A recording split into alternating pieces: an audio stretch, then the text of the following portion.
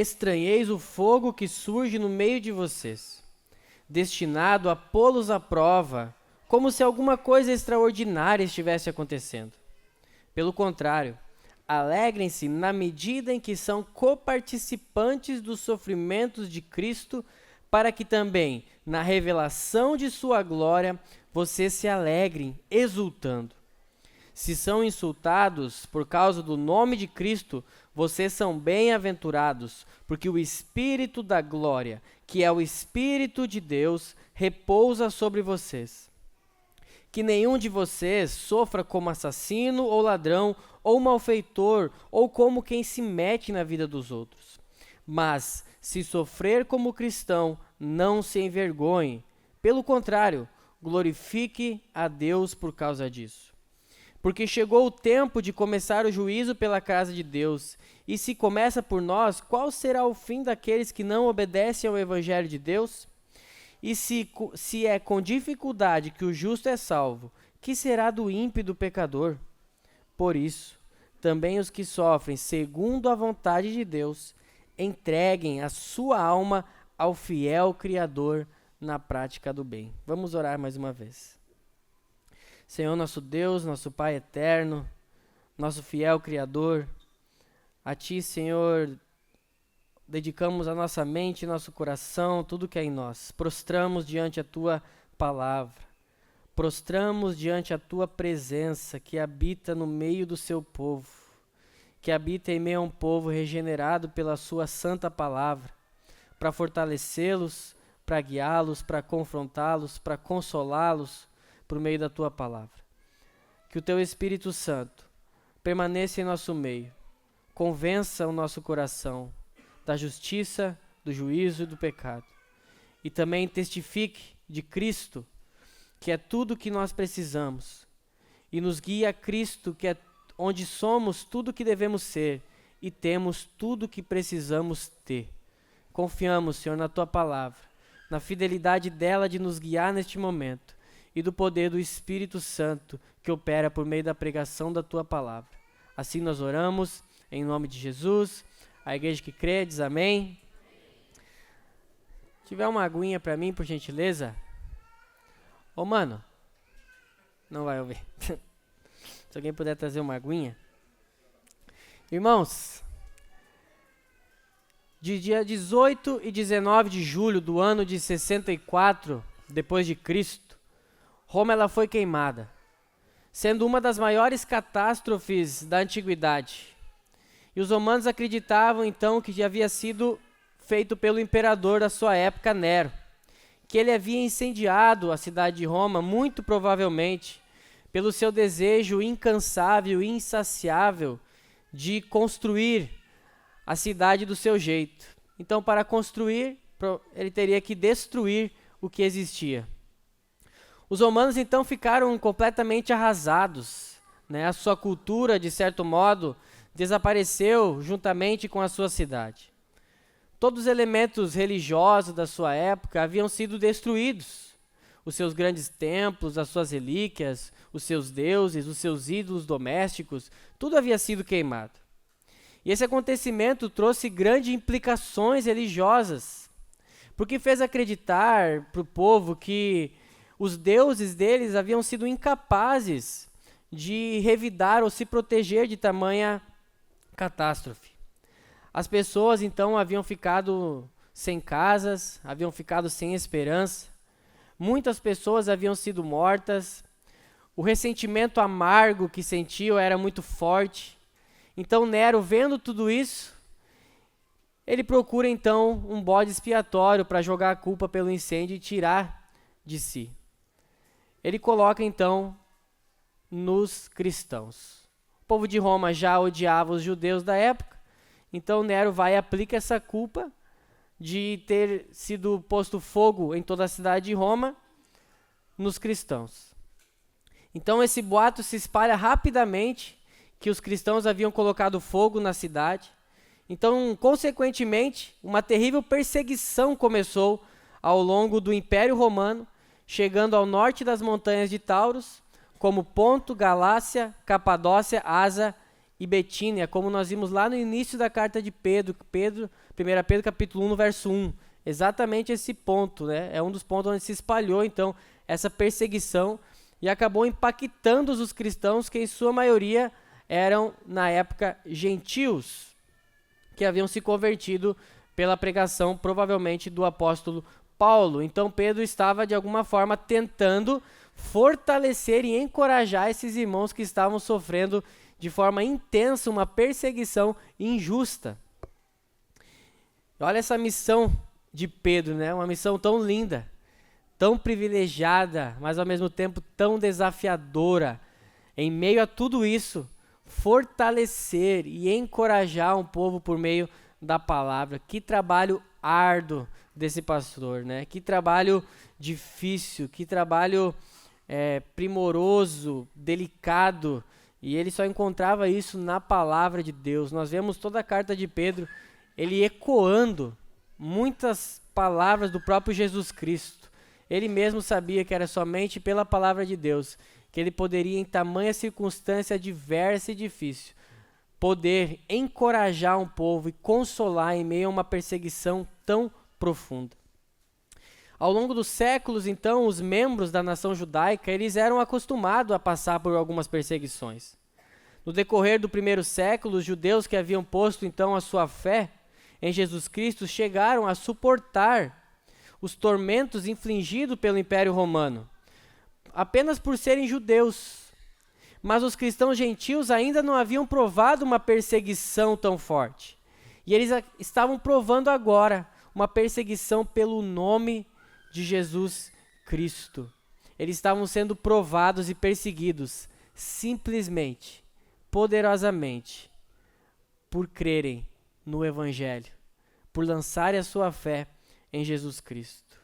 E Pedro se desloca a esses ouvintes, dizendo: amados. Olha que preciosa como Pedro se dirige a esses irmãos. Como um pastor, Pedro coloca-se ao lado desses cristãos que estão enfrentando as perseguições. Ele se dirige a esses cristãos de forma carinhosa, usando um tratamento amados. Algumas versões vai dizer caros amigos, né? Pedro, ele expressa seu amor pessoal para aqueles irmãos. E também ele está muito interessado que esses irmãos escutem a sua palavra. Nós vamos ver no capítulo 5 que Pedro está passando a mesma situação. Ele fala que ele era coparticipante do sofrimento de Cristo. Então nós vemos Pedro ali nessa pequena palavra amados, mostrando um coração pastoral, um coração que dizia: eu sofro juntamente com vocês nessa missão.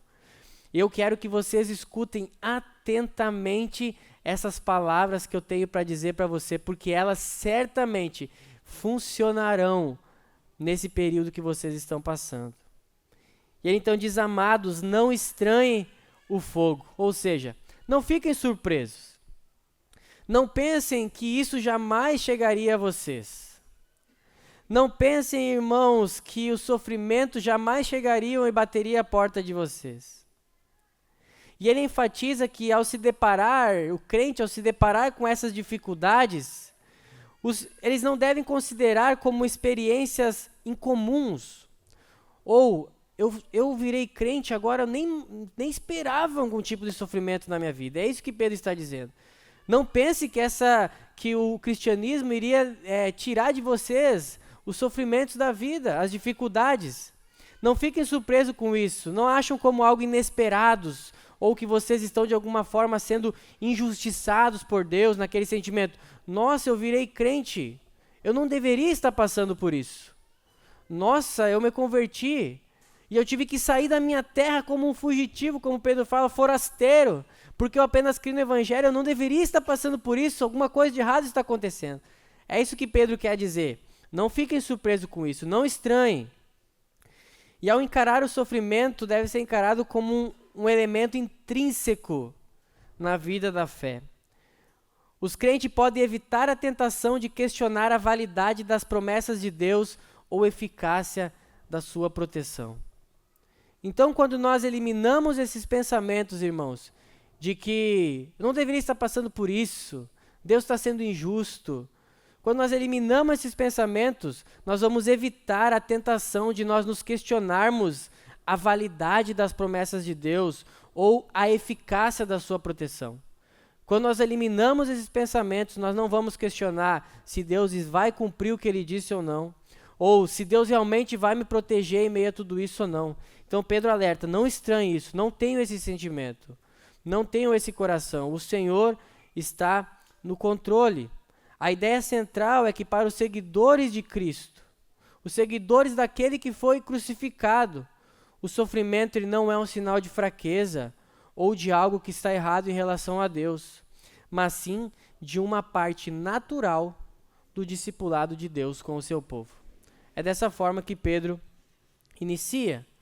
Então essa perspectiva, ela deve servir para fortalecer a fé, pois reformando a nossa compreensão de que a presença divina, ela não é eliminada nas horas de tribulação.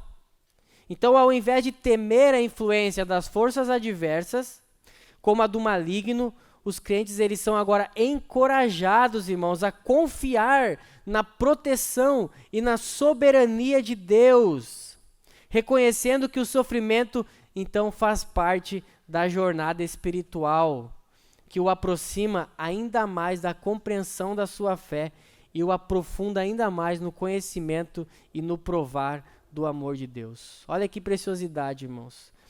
Isso só acontece no cristianismo, onde em meio a tribulações e dificuldades, é nos garantido por meio da palavra a presença de Deus, conforto, consolo e proteção. E a igreja, irmãos, ela não se torna somente fiel por ser perseguida, mas ela é perseguida por ser fiel. Esse é um ponto muito importante. João, no 1 João, no capítulo 3, verso 13, ele vai dizer assim, irmãos, não vos maravilheis se o mundo vos odeia. Paulo também, ele diz assim, através de muitas tribulações, nos importa entrar no reino de Deus. E também Jesus deixou isso claro, no mundo passai por aflições, mas tende bom ânimo, eu venci o mundo.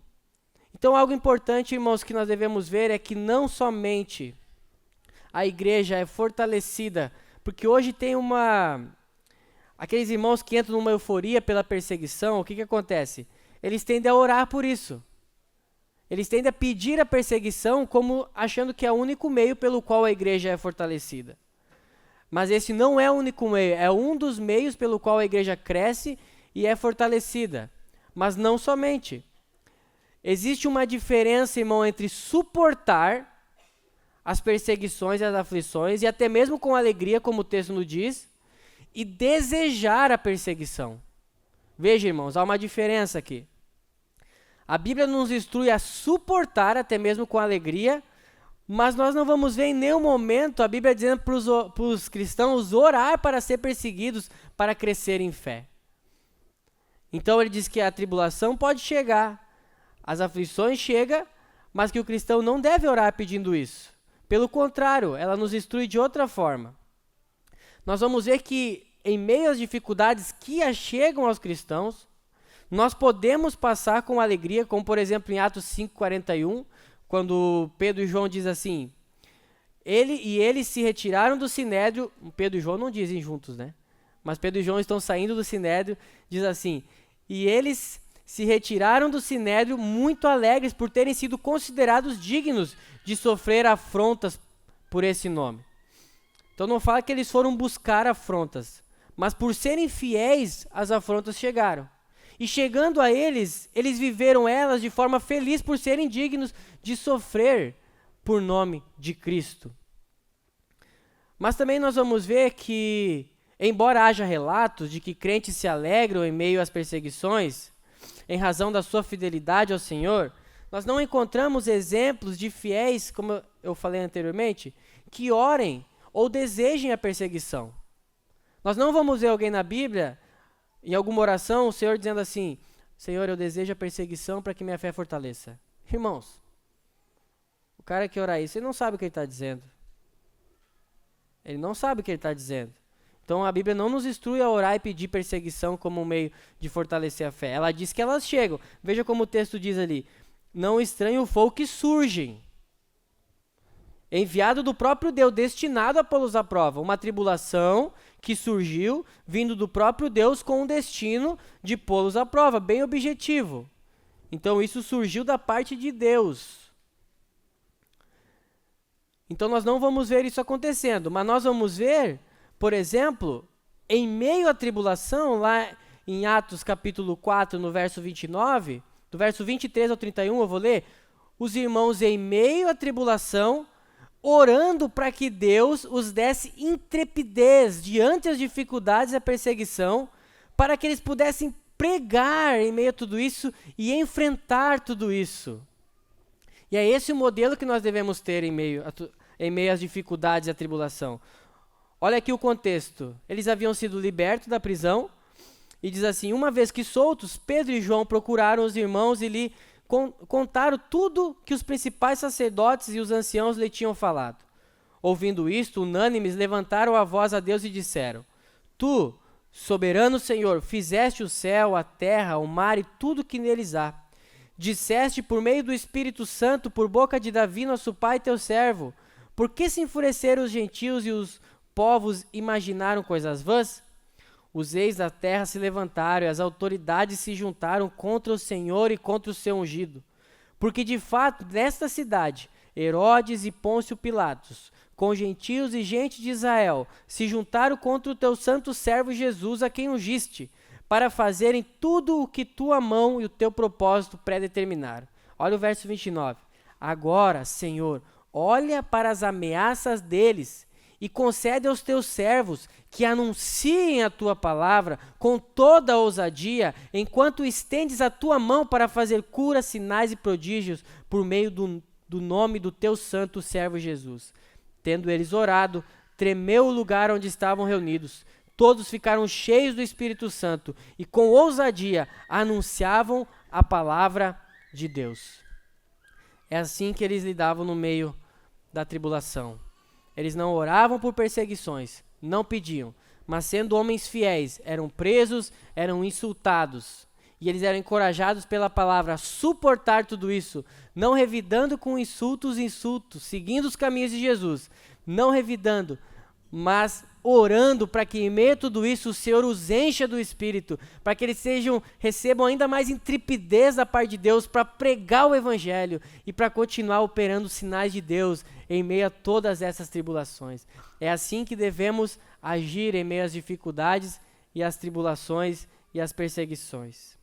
E além disso, irmãos, lá em Atos, capítulo 9, no verso 31, vai dizer assim, assim, a igreja tinha paz por toda a Judéia, Galiléia e Samaria, edificando-se e caminhando no temor do Senhor e no consolo do Espírito Santo, crescia em números. Veja, irmãos, que durante a paz também a igreja crescia. Então, a perseguição não é o único meio pelo qual a igreja cresce ou se fortalece, né? Eu já vi muitos homens empolgados, ou quando ele olha muitas vezes o cenário da igreja, ele acha a igreja, eles estão mais fechados, eles não estão com força, eles estão muito apáticos no evangelho, então o que ele faz? Vou orar por perseguição. Não, irmão, a Bíblia não diz que esse é o caminho. Se ela chegar, nós devemos suportar, pedir intrepidez ao Senhor. Mas também, em meio à paz, é possível que nós cresçamos aqui no temor do Senhor, no consolo do Espírito e também em números.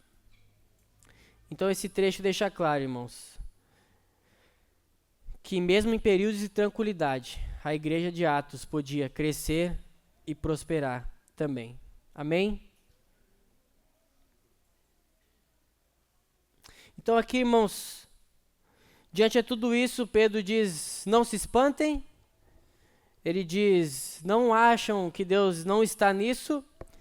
Pelo contrário, verso 13, né, oposto disso, diferente disso, né, na medida em que participais do sofrimento de Cristo, alegrai-vos, para que também vos alegreis, jubilando na revelação de sua glória.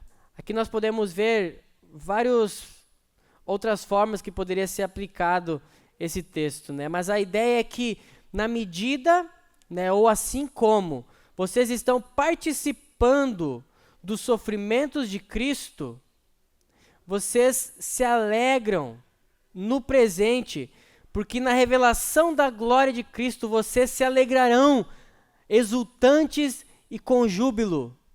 Por isso, concordem agora com o sofrimento e a perseguição, e até alegrai-vos com isso, na mesma proporção em que vocês sofrem. Se a perseguição aumentar, aumente a alegria, é isso que ele está dizendo. É contraditório, irmãos, o evangelho com o mundo. Não espere que haja nexo. Não espere ouvir o evangelho e ouvir a sociedade e achar que fazem sentido. Eles andam em caminhos totalmente opostos, né? Aqui, muitas vezes, nós vamos dizer que para nós nos entregar a Deus, provar de Deus, nós devemos primeiro resolver situações difíceis. Mas nós não sabemos como resolver situações difíceis. É isso que nós temos que compreender. Nós não sabemos lidar com a vida como de fato devemos lidar. Então é em meio a tudo isso que nós devemos baixar a nossa cabeça, nos entregar a Deus e pedir da sua ajuda, do seu conforto e da sua instrução para que Ele nos dirija. Então aqui Pedro está dizendo, à medida que vocês sejam mais obedientes ao Evangelho, mais fiéis à palavra de Deus, e os homens fiquem mais nervosos com isso, e eles mais ataquem vocês mais se alegram. Essa matemática do reino não ensino nas escolas, irmãos. Esse 1 mais 2 só dá na conta de Deus, né? Essa matemática de Deus é diferente da nossa matemática. Então é algo grandioso, amor, irmãos. Amor não, né, amor? Pra te ver como eu chamo minha mulher em casa, né, cara? Não faço nada sem ela, então tenho que chamar toda hora. É algo grandioso, irmãos, poder convocar pessoas que estão sofrendo pelo Evangelho, que estão sofrendo por ter depositado sua fé em Cristo, convocá-las a uma alegria. E como Pedro, com tanta autoridade, primeiro ele diz, irmãos, prestem atenção, amados, eu estou com vocês, é muito importante que vocês ouçam isso. Pedro, apóstolo, dizendo com autoridade, irmãos, eu faço uma convocação a vocês, sofredores pelo Evangelho. Eu os convoco da parte de Deus a se alegrar. Qual a força, irmão, que está por trás disso? Qual a força que há por detrás, capaz de trazer essa alegria para esses corações?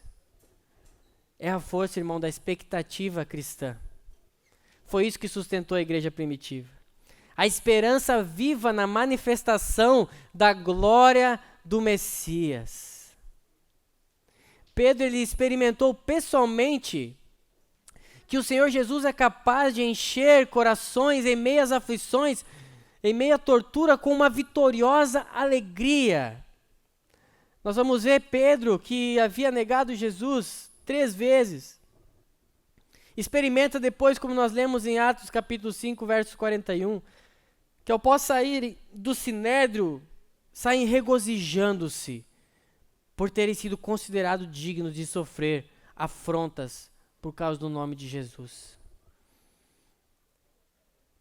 É essa viva esperança, irmãos. Essa viva esperança que sustentou o povo de Deus. E ele afirma, participais, à medida que são coparticipantes do sofrimento de Cristo, à medida que vocês estão em comunhão com o sofrimento de Cristo. Cristo, sim, ele é o Cordeiro de Deus, ele suportou vicariamente por nós. Sem dúvida, aconteceu de uma vez por todas o sacrifício e os sofrimentos de Cristo naquela cruz. A vitória no Calvário está, sim, consumada. O padecimento expiatório da humanidade, da culpa da humanidade, jamais se repetirá. De uma vez por todas, de forma consumada, foi feita na cruz, sim. Mas apesar disso, irmãos, continua havendo o sofrimento de Cristo, os coparticipantes do sofrimento de Cristo. Como? Se Cristo sofreu de uma vez por todas, como que nós somos coparticipantes agora? E a verdade, irmãos, é porque o Senhor exaltado, que ressuscitou no terceiro dia, subiu aos céus, está sentado à direita de Deus Pai Todo-Poderoso, o Rei dos Reis, ele sofre com a sua igreja. A sua igreja sofre porque está apegada a Ele, testemunhando o nome dEle, testemunhando o seu nome neste mundo. O sofrimento, irmãos, na verdade, atinge a igreja, porém, no momento que atinge a igreja, ela aponta para Cristo.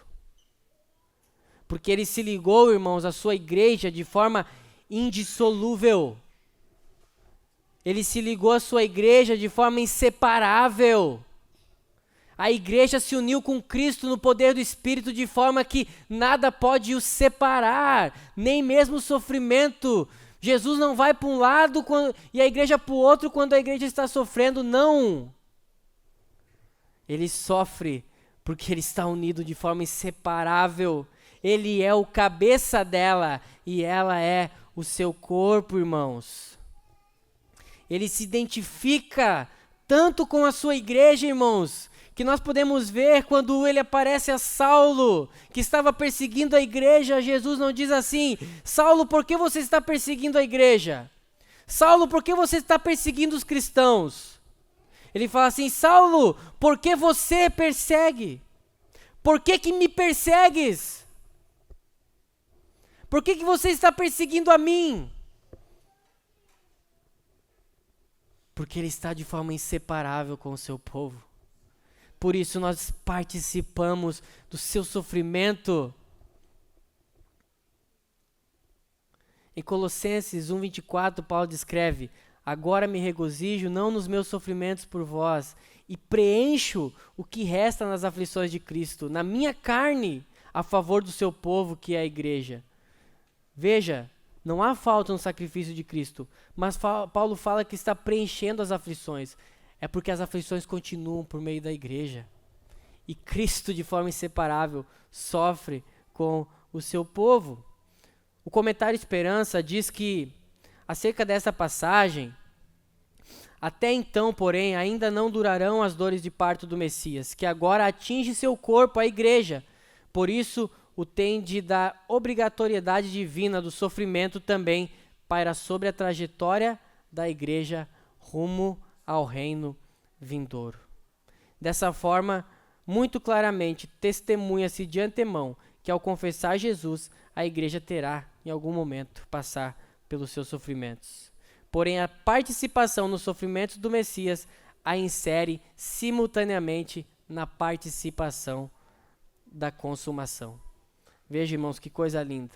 O próprio Pedro diz, que ele era coparticipante dos sofrimentos de Cristo e ainda coparticipantes da glória que há de ser revelada. Aquilo que ele estava dizendo para o povo: vocês participam do sofrimento de Cristo. Cristo é com vocês. Cristo sofre junto com vocês para uma glória revelada no último dia. E nesse dia vocês se alegram hoje, porque naquele dia vocês exultarão de alegria. Hoje vocês se alegram em meio às dificuldades, mas naquele dia vocês exultarão de alegria, serão exultantes. Essa glória, irmãos, que eles já possuem, a igreja já possui essa glória. É uma promessa que não pode ser roubada da glória, da igreja, mas que ainda está oculta, e a igreja está aguardando essa revelação. Essa revelação desse dia, onde ela se alegrará com todo o júbilo. E ela caminha então rumo a esse evento. Ela vive e sofre caminhando para este grande evento, alimentando cada dia mais, em meio ao que for que passar, a expectativa da glória vindoura de Jesus. Enquanto ela se alimenta e tem consigo essa expectativa, elas vão adquirindo em seu interior força e alegria para enfrentar tudo. E elas se alegram de forma antecipada, com fragmentos de uma alegria que será eterna. Verso 14, irmão, olhe comigo ali. Se são insultados por causa do nome de Cristo, vocês são bem-aventurados, porque o Espírito da glória, que é o Espírito de Deus, repousa sobre vocês. Irmãos, eu vejo Pedro ecoando, as palavras de Cristo, Lá em Mateus 5, do verso 11 ao 12, Jesus diz assim: bem-aventurados sois quando, por minha causa, vos injuriarem e vos perseguirem e, mentindo, disserem todo mal contra vós. É o que estava acontecendo ali. E Jesus diz: regozijai-vos e resultai, porque é grande o vosso galardão no céu, pois assim perseguiram os profetas que vieram antes de nós. O que Pedro está falando nesse período da carta é ecoando as palavras de Jesus. Bem-aventurados são vocês quando vocês serem perseguidos, disserem todo mal contra vós. Jesus disse isso. Alegre-se e exultem, porque é grande o vosso galardão nos céus. Pedro dizendo sobre a expectativa vindoura, porque assim fizeram também com os profetas, Jesus disse. Olha Pedro ecoando a voz, as palavras de Cristo sobre um povo. Essa é a missão do pastor. Essa é a única forma do pastor consolar uma igreja em perseguição. É ecoar a voz do seu Senhor. Essa é a missão. E Pedro afirma, irmãos, que o Espírito da glória repousa sobre aqueles que são injustiçados por causa do nome de Cristo. E eles são bem-aventurados. O que isso quer dizer, irmãos? Que o Espírito, em meio a todas as perseguições, repousa neles, está com eles, é a marca deles, atua neles e atua por meio deles, em meio a tudo isso. É isso que Pedro está dizendo. Assim como ele disse que sejam co-participantes de Cristo, Cristo estará sofrendo com vocês no meio de vocês. Assim ele diz, o Espírito estará com vocês em meio às tribulações. Cristo não deixará vocês em meio a sofrimentos. E o Espírito também não, pelo contrário, ele fala, repousa, permanece. Quando vocês são injuriados pelo nome de Cristo, vocês são bem-aventurados e o Espírito está em vocês. Ele está atuando em vocês, ele continua sendo a marca do povo de Deus. Ele continua atuando, modificando vocês, aperfeiçoando, fortalecendo e fazendo obras por meio de vocês ainda. Ele não é temporal pelas circunstâncias. A promessa de que ele estaria com o seu povo, a promessa de Cristo de que jamais os deixariam só, a promessa de que enviaria o Consolador e ele estaria com eles até os confins da terra, permanece em meio às aflições da igreja. Ele repousa sobre vocês. Ele permanece. E é justamente, irmão, acerca dos que estavam essa acusação de injúria por causa do nome de Cristo, informa então que o Espírito de Deus, o Espírito da glória, se tornou eficaz no meio deles. Pedro está dizendo, irmãos, veja isso. O Espírito está em vocês. Vocês lembram do quê? Vocês lembram do quê? Que as palavras de Cristo se cumprem. Ele disse que ele estaria no meio de vocês. E assim está. O que Cristo fez é eficaz. O que Cristo fez permanece. Cumpriu em vocês a promessa de Jesus, de que os discípulos chamados às responsabilidades como cristão, seriam concedidos a eles uma assistência especial por meio do Espírito Santo. Sim, há promessas, Cristo não mentiu para os seus discípulos quando disse, vocês estarão neste mundo e vocês serão perseguidos, vocês sofrerão neste mundo.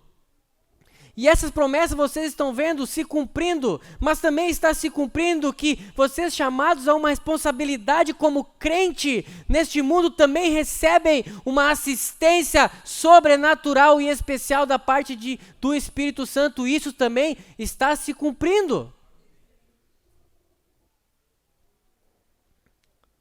É essa a verdade, irmãos. Que não há uma profecia, uma promessa e as palavras de Cristo de que eles estariam no mundo. O mundo os odiaria porque odiaram ele. E vocês foram chamados a uma missão de confessar a fé em Jesus Cristo. E o mundo vos odeia porque odiou a ele. E isso acontece, mas também as palavras dele de que daria um consolador e que iria sustentar vocês em meio a tudo isso também está se cumprindo e não pode ser colocado de lado. E é isso que Pedro está lembrando à igreja. Vocês não podem colocar de lado que há um poder sobre vocês, que é sobrenatural e que não vem de homens, e é poderoso para os sustentar. Verso 19, irmãos. Desculpa, não. Mateus 10, 19 e 20 vai dizer assim: e quando entregarem vocês, não se preocupem quanto a como ou que irão falar, porque naquela hora lhes será concedido o que vocês dirão.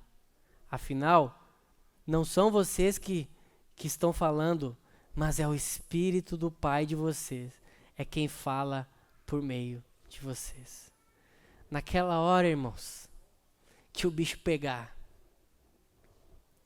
não se preocupem como vocês irão falar. Quando vocês serem levados diante do Sinédrio como eles foram. Quando os acusarem injustamente. Não é vocês. O Pai lhes concederá o que vocês devem dizer. Por quê, irmãos? Porque o Espírito de Deus está em vocês e falará por meio de vocês. Muitas das vezes nos perguntamos por que a experiência mostra que os discípulos difamados e oprimidos estão repletos de uma força especial e por que igreja sofredora cresce. Essa é a resposta. Sobre eles repousa o Espírito da glória. Essa é a verdade. Por que pessoas oprimidas, pessoas que são perseguidas por crer no Evangelho se alegram? Porque o Espírito está nelas. Por que igrejas muitas vezes perseguidas, irmãos, sendo proibidas muitas vezes de congregar? Eu sei que para nós aqui, irmãos, para muitos de nós, é algo muito distante, mas verdadeiramente isso acontece. São proibidas de pregar, são proibidas de ler a palavra, e mesmo assim elas crescem. Porque o Espírito da glória, o Espírito de Deus está sobre elas. Ele não pode abandoná-las. Ele é fiel com as suas promessas. E é isso, Pedro está focado, irmãos, mostrar para aqueles irmãos que Cristo está participando do sofrimento deles e que o Espírito Santo permanece, repousa e é a marca deles. Verso 15 e 16, irmãos, diz assim: meu Deus, 11:53. Que nenhum de vocês sofra... Irmãos, posso passar uns 10 minutinhos? Irmãos, eu sempre sou aquele que acaba antes. Vocês sabem disso. Vocês sabem disso, que eu sou sempre que acaba faltando 5 minutos, 3 minutos. Hoje eu vou pedir encarecidamente que eu seja aquele que passe um pouquinho. Até porque hoje demorou mais a liturgia, vocês viram, não é culpa minha. Vamos lá então, irmãos. Verso 15 diz assim: que nenhum de vocês sofra como assassino ou ladrão ou malfeitor ou como quem se mete na vida dos outros. Mas se sofrer como cristão, não se envergonhe, pelo contrário, glorifique a Deus por causa disso. Irmãos, aqui fica muito claro que Pedro quer diferenciar dois tipos de sofrimento. Todas essas promessas que eu disse aqui, irmãos, é para um tipo de sofrimento, pelo testemunho da fé em Cristo Jesus. Se nós formos ver no verso 14, vai dizer, se são insultados por causa do nome.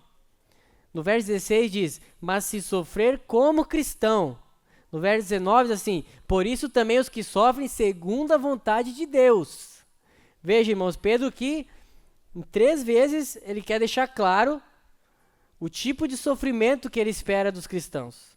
E ele deixa claro, não sofra como um assassino, não sofra como um ladrão, não sofra como um malfeitor, nem aquele que se mete na vida dos outros. A questão, então, irmãos, não é só o sofrimento, mas o tipo e o motivo do sofrer. Eu vejo e conheço muitas pessoas fazendo essas coisas e dizendo que sofre por Cristo. Muitas pessoas tendem a jogar e dizer que não experimentam as promessas de Deus por falha de Deus, mas estão sofrendo pelos erros descritos aqui. E veja como é interessante que logo após esse trecho, né, Pedro vai dizer, se vocês sofrem, no verso 16, mas se sofrer como cristão, não se envergonhe. Agora, se você sofre como assassino, ladrão, se mete na vida dos outros, malfeitor, se envergonhe. Se envergonhe. E arrependa-se. Busque ao Senhor em confissão e arrependimento. Mas, se você sofre como cristão, quer dizer, se é mas já não é aquilo. É diferente disso tudo. Se você sofre como cristão, não se envergonhe. Então, o oposto da vergonha é a glorificação, irmãos. Então, a vergonha de Jesus transforma o ser humano em um covarde. Se nós temos vergonha de Jesus, nós andamos como covardes. Mas a glória de Deus o faz audaciosos. Se nós sofremos como esse tipo de gente ali, nós vamos nos tornando cada vez mais covardes. Mas se soframos pelo Evangelho, pelo nome de Cristo, nós nos tornamos ainda mais audaciosos na pregação do Evangelho. O apóstolo que pessoalmente negou Jesus 3 vezes, agora insta seus leitores a glorificar a Deus diante do sofrimento. Veja que interessante isso, o testemunho vivo na vida de Pedro. Então nós não devemos nos envergonhar se sofremos por causa do Evangelho. E é interessante Pedro fazer esse chão exatamente para falar sobre juízo. Então ele fala, não sofra dessa forma, sofra dessa forma. Porque no verso 17 diz assim, porque chegou o tempo de começar o juízo pela casa de Deus. E se começa por nós, qual será o fim daqueles que não obedecem o Evangelho de Deus? E se é com dificuldade que o justo é salvo, que será do ímpio e do pecador? Então o trecho aqui, irmãos, ele discute a ideia de que o juízo de Deus deve começar e começa pela sua própria casa, ou seja, pela igreja. Isso é baseado nas passagens já do Antigo Testamento pelos profetas, onde o juízo é direcionado primeiro ao povo de Deus, depois ao mundo. Então Pedro alerta que a igreja deve se arrepender, a igreja deve se afastar daquele tipo de sofrimento, ela deve se afastar desse pecado, porque um dia o juízo de Deus será inevitável. Então, por mais que ele fala sobre o sofrimento, sobre todas as promessas que há para a igreja ali perseguida, ele continua, e se afaste ainda mais desses pecados. Se afaste ainda mais, porque o juízo de Deus vai começar pela igreja. Então se afastem, jamais sofram por isso, mas sofram pelo Evangelho, que daí vocês não se envergonharão e andarão glorificando a Deus nessa terra. Caminhando para o final, irmãos, verso 19 diz assim, e por isso também os que sofrem segundo a vontade de Deus, entregue a sua alma ao fiel Criador na prática do bem. Que interessante aqui, irmãos. Que conclusão. Eu fiquei lendo esse versículo e fiquei... Se Pedro acabasse o texto, por exemplo, falando assim: também os que sofrem segundo a vontade de Deus, entregue a sua alma ao amor de Deus. Ficaria bom também. Entregue sua alma à bondade de Deus. Também ficaria bom. Entregue a sua alma às misericórdias de Deus. Também ficaria bom. Fiquei pensando, né? Pedro poderia acabar de tantas formas esse texto que nós ficaríamos impressionados e maravilhados. Mas ele acaba dizendo: entreguem-se aqueles que sofrem segundo a vontade de Deus, a sua alma, ao fiel Criador, irmãos. Ele lembra a fidelidade do Criador para concluir um momento de consolo, conforto e encorajamento dos seus irmãos. E no Novo Testamento nós não vamos encontrar nenhuma vez essa palavra. Nós vamos usar que Deus é criação, nós vamos ver que Ele criou, né, atos de Deus que nele foram criadas, mas Criador, no Novo Testamento, só aparece essa vez nas Escrituras. E é muito interessante, irmãos, queria que nós olhássemos o Antigo Testamento para vermos quando por exemplo, Isaías se dirigiu ao povo para falar sobre que Deus era o Criador do povo. E eu quero crer e penso que Pedro provavelmente teria em mente algum desses textos, alguma coisa assim. Isaías 40, verso 28 ao 31 diz assim: será que vocês não sabem? Nem ouviu que o eterno Deus, o Senhor, o Criador dos confins da terra, ele não se cansa e nem se fadiga? A sabedoria dele é insondável. Ele fortalece o cansado e multiplica as forças ao que não tem nenhum vigor. Os jovens se cansam e se fadigam, e os moços de exausto caem, mas os que esperam no Senhor renovam suas forças, sobem como asas como águia, correm e não se cansam, caminham e não se fadigam. Veja o profeta usando o fato de Deus ser o Criador para encorajar e fortalecer o povo. Veja o profeta usando: não se cansem. Por mais que os jovens se cansam, os moços se fadigam, o Senhor não se cansa, porque Ele é o Criador. E vocês esperam nele, entreguem sua alma a Ele, para que vocês corram, vocês serão renovados as suas forças. Veja, os que esperam no Senhor, os que entregam-se ao Senhor, renovam as suas forças em meio às tribulações, sobem com asas como de águia. Vocês correm e não se cansam, caminham e não se fadigam, porque Ele é o fiel Criador de vocês.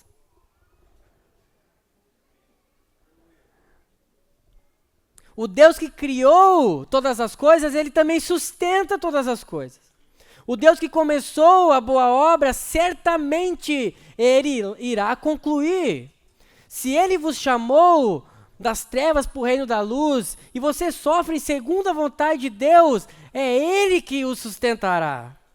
Vocês irão se cansar em muitos momentos, vocês irão se fadigar, vocês são inconstantes, mas Ele não. Ele não se cansa de cuidar do seu povo. Ele não se cansa de ouvir as orações do seu povo. Nós nos cansamos de orar. Nós nos fadigamos na jornada do cristão. Mas Ele não se cansa. Nossos joelhos se cansam de dobrar, nossas bocas se cansam de orar, mas os ouvidos de Deus não se cansam de ouvir as orações do seu povo. Nós achamos que Deus se cansou de socorrer o seu povo, irmãos. Nós achamos que Deus se fadiga como nós. Nós achamos que Deus cansa na jornada como nós. Não, irmãos. Pedro está dizendo: entregue-se ao fiel Criador, pois Ele não se cansa e não se fadiga. E quando vocês se entregam a sua alma a Ele, vocês renovam as suas forças. Entregue-se ao seu Criador. Ele já mostrou, irmãos, de forma suficiente enviando o seu próprio filho para morrer naquela cruz, que ele é digno da confiança do seu povo. Não espere que as coisas melhorem. Não espere, irmãos, que as tribulações passem. Não espere, irmãos, que sua conta fique no positivo. Não espere, irmãos, aquela situação melhorar. Não espere aquelas coisas, irmãos. Entregue-se a sua alma ao Criador. 1 Tessalonicenses 5, 23, 24, assim: o mesmo Deus da paz o santifique em tudo, e que o espírito, a alma e o corpo de vocês sejam conservados íntegros e irrepreensíveis na vinda de nosso Senhor Jesus Cristo. Fiel é aquele que os chama, o qual também o fará. Fiel é aquele que os chamou e conservará vocês até o grande dia. Para concluir, irmãos, eu falei 10 minutos, falta 6. O próprio Jesus disse: estando Jesus para subir a Jerusalém, chamou os 12 discípulos para um lado e no caminho lhe disse: eis que subimos para Jerusalém, e o Filho do Homem será entregue aos principais sacerdotes e os escribas.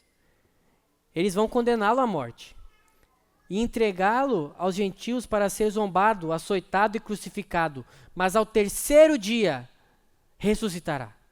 O próprio Cristo disse: serei entregue, açoitado e crucificado, e digo, no terceiro dia ressuscitarei. E o que acontece, irmãos? O que acontece? Que quando as mulheres vão ao túmulo de Jesus, os anjos vão a ela e os anjos dizem: deixem de ter medo. Eu sei que vocês vieram procurar Jesus, aquele que foi crucificado. Jesus havia prometido e assim fez.